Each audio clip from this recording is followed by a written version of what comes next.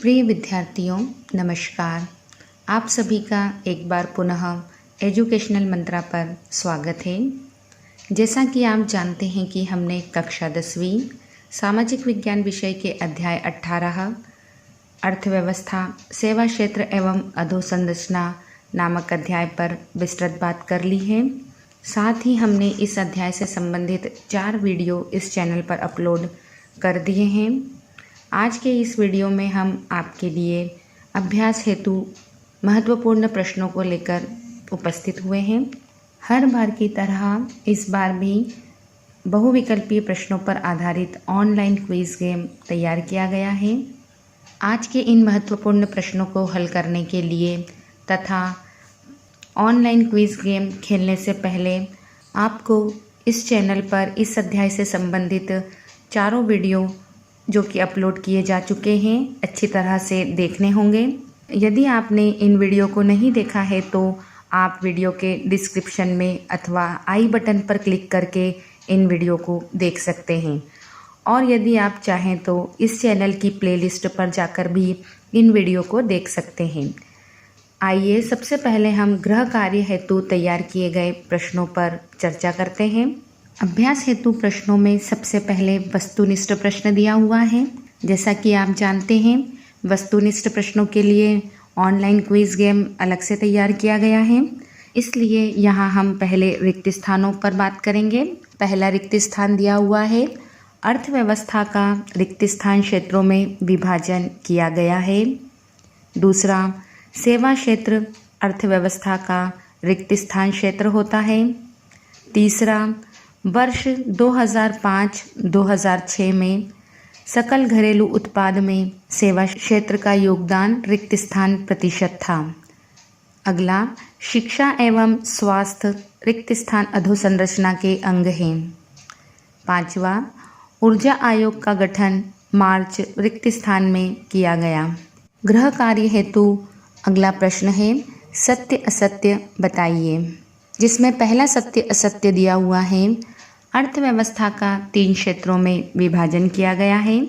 दूसरा, सेवा क्षेत्र अर्थव्यवस्था का तृतीय क्षेत्र होता है।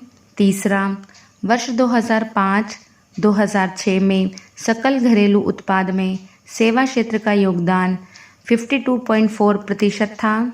चौथा, शिक्षा एवं स्वास्थ्य सामाजिक अधोसंरचना के अंग हैं।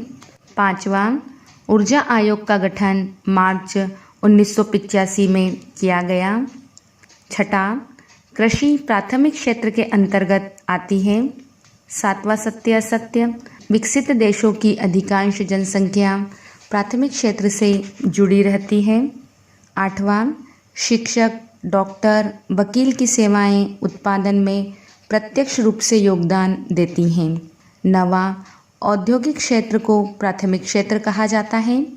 चौथा प्रश्न है, जोड़ी मिलाइए। ए के ऑप्शन दिए हुए हैं। पहला, परिवहन एवं संचार। दूसरा, यूनाइटेड टेलीकॉम। तीसरा, मछली पालन। चौथा, सीमेंट का कारखाना। पांचवा, डिजिटल चार्ट्स। ए के विकल्पों को बी के विकल्पों से मिलान करना है। बी के विकल्प दिए हुए हैं। ए प्राथमिक क्षेत्र, बी तृतीय क्षेत्र, सी नेपाल, डी मालदीव और ई द्वितीयक। अगला प्रश्न अति लघुत्तरी के रूप में दिया हुआ है। अति लघुत्तरी का पहला प्रश्न है, देश की कुल जनसंख्या का वह भाग जो प्रत्यक्ष रूप से उत्पादक क्रियाओं में सहयोग करता है क्या कहलाता है? दूसरा, कार्यशील जनसंख्या का व्यावसायिक वितरण का प्रतिशत किस प्रकार का रहता है? तीसरा, अर्थव्यवस्था के उस क्षेत्र का नाम बताइए जो कृषि एवं उद्योग के संचालन में सहायता पहुंचाता है। चौथा, डॉक्टर, शिक्षक, नाई, धोबी, वकील आदि की सेवाएं किस प्रकार के कार्यक्षेत्र में आती हैं? पांचवा, सेवा क्षेत्र क्या है?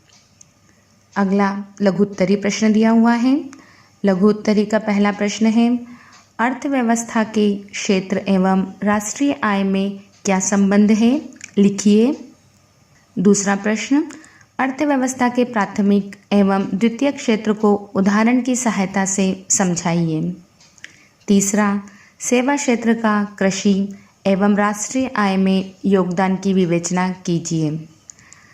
चौथा, भारत में सेवा क्षेत्र के विकास के कोई 4 कारण स्पष्ट कीजिए। पांचवा, अधोसंरचना के प्रकारों का वर्णन कीजिए।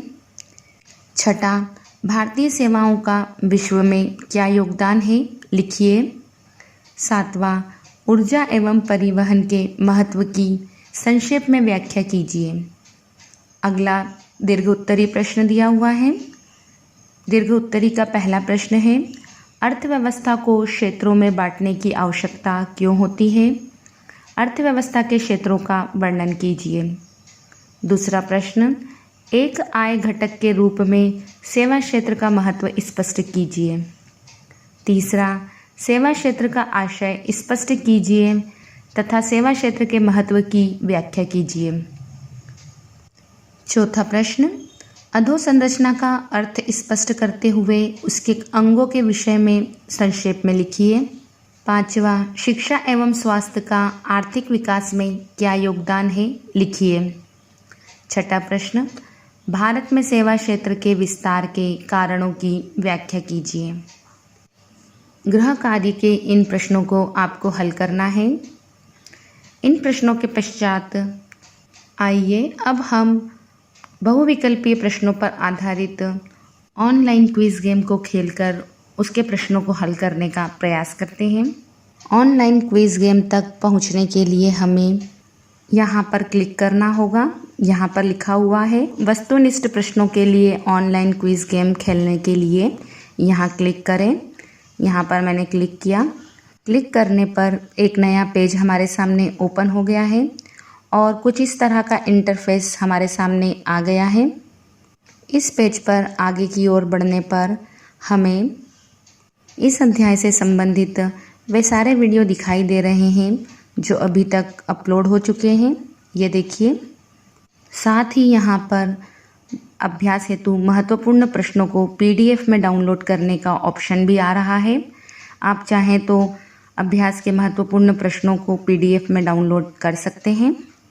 इसी पेज पर आगे की ओर जाने पर ऑनलाइन क्विज गेम लिखा हुआ आ गया है। ऑनलाइन क्विज गेम में थोड़ा परिवर्तन किया गया है। मैं आपको बता देती हूँ क्या परिवर्तन किया है। अब आप लोग इस गेम को खेलकर अपना सहभागिता प्रमाण पत्र प्राप्त कर सकते हैं। इस प्रमाण पत्र को प्राप्त करने के लिए आपको यहाँ पर अपना ईमेल एड्रेस डालना होगा, साथ ही अपना नाम लिखना है और संस्था का नाम लिखना है, अपना गृह जिला लिखना है और अपना मोबाइल नंबर यहाँ पर फिल करना है।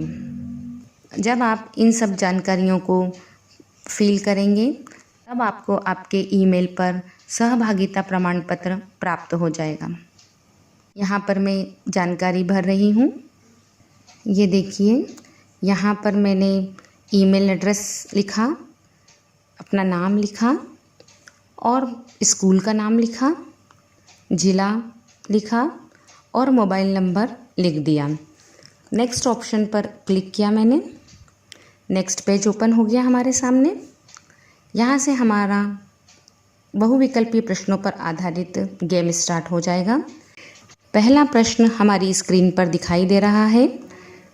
जैसे जैसे अर्थव्यवस्था विकसित होती है, राष्ट्रीय आय में तृतीय क्षेत्र का अंश, विकल्प दिया हुआ है, A बढ़ता जाता है, B घटता जाता है, C बढ़ता है तत्पश्चात घटता है, D घटता है तत्पश्चात बढ़ता है।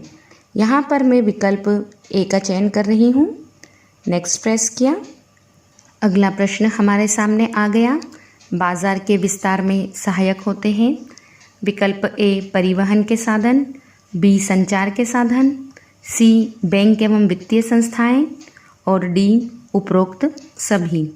यहाँ पर मैं विकल्प A का चयन कर रही हूँ। नेक्स्ट प्रेस किया।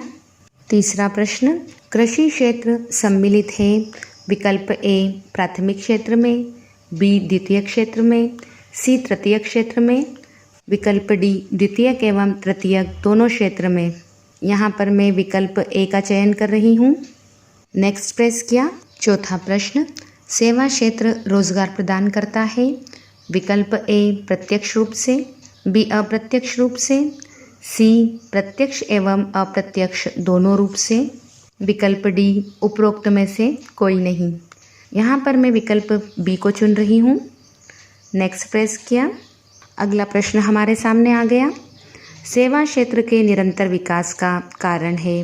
विकल्प ए सरकारी हस्तक्षेप, विकल्प बी कृषि एवं उद्योगों का विकास, विकल्प सी सोच में परिवर्तन, विकल्प डी उपरोक्त सभी। यहाँ पर मैं विकल्प बी का चयन कर रही हूँ। नेक्स्ट प्रेस किया। अगला प्रश्न आ चुका है हमारे सामने। स्वर्णिम चतुर्भुज का संबंध है। विकल्प ए विज्ञान से, बी उद्योग से, सी यातायात से और डी कृषि से। यहाँ पर मैं विकल्प बी का चयन कर रही हूँ। नेक्स्ट प्रेस किया। अगला प्रश्न। प्राथमिक क्षेत्र की गतिविधि है। विकल्प ए गन्ने से शक्कर बनाना, बी बैंकिंग, सी मकान निर्माण और डी मछली पालन। यहाँ पर मैंने विकल्प डी का चयन किया। नेक्स्ट प्रेस किया। अगला प्रश्न। भारत में रेल सेवा आरंभ हुई। विकल्प ए 1853 ईस्वी में, विकल्प बी 1856 ईस्वी में, विकल्प सी 1854 ईस्वी में, विकल्प डी 1857 ईस्वी में। यहाँ पर मैं विकल्प सी का चयन कर रही हूँ। नेक्स्ट प्रेस किया। अगला प्रश्न आ चुका है सामने। 1951 में मेगावाट बिजली का उत्पादन होता था। विकल्प ए 2.3 हज़ार मेगावाट, विकल्प बी 3.3 हज़ार मेगावाट, सी 2.4 हज़ार मेगावाट और विकल्प डी 5.3 हज़ार मेगावाट। यहाँ पर मैं विकल्प सी का चयन कर रही हूँ। नेक्स्ट प्रेस किया। अगला प्रश्न हमारे सामने आ चुका है। भारत में बड़े बंदरगाह हैं। विकल्प ए 12, बी 13, सी 14 और विकल्प डी 15। यहाँ पर मैं विकल्प सी का चयन कर रही हूँ। हमारे प्रश्न अब पूरे हो चुके हैं क्योंकि नेक्स्ट का विकल्प नहीं आ रहा है। अब मैं सबमिट पर क्लिक कर रही हूँ। सबमिट पर क्लिक करने पर नया पेज खुल गया और वहाँ पर लिखा हुआ आ रहा है कि आपने कितने प्रश्नों के सही उत्तर दिए हैं। ये जानने के लिए व्यू स्कोर पर क्लिक कीजिए। आपके ईमेल आईडी पर प्रमाण पत्र भेज दिया गया है। यहाँ पर मैं व्यू स्कोर पर क्लिक कर रही हूँ। व्यू स्कोर पर क्लिक करने पर एक नया पेज ओपन हुआ और उस पर लिखा हुआ आ रहा है कि टोटल पॉइंट्स। यहाँ पर मैंने 3 प्रश्नों के सही उत्तर दिए हैं, अतः मुझे 3 आउट ऑफ 10 मार्क्स मिले हैं। दोस्तों, यदि आप इन प्रश्नों के सही उत्तर को जानना चाहते हैं तो आप वीडियो की डिस्क्रिप्शन में दी गई लिंक पर क्लिक करके स्वयं यह गेम खेलकर सही उत्तरों को जान सकते हैं। साथ ही आप अपनी ईमेल आईडी पर सहभागिता प्रमाण पत्र को प्राप्त कर सकते हैं। मैं उम्मीद करती हूँ कि आपको यह गेम पसंद आया होगा। दोस्तों, वीडियो अच्छा लगा हो तो वीडियो को लाइक ज़रूर कीजिए और इसे अधिक से अधिक शेयर कीजिए। और यदि आप चाहते हैं कि हमारा अगला वीडियो आप तक सबसे पहले पहुँचे तो आप हमारे चैनल को सब्सक्राइब कर लीजिए और नोटिफिकेशन को ऑन कर लीजिए ताकि हमारे वीडियो सबसे पहले आप तक पहुँच सके। धन्यवाद।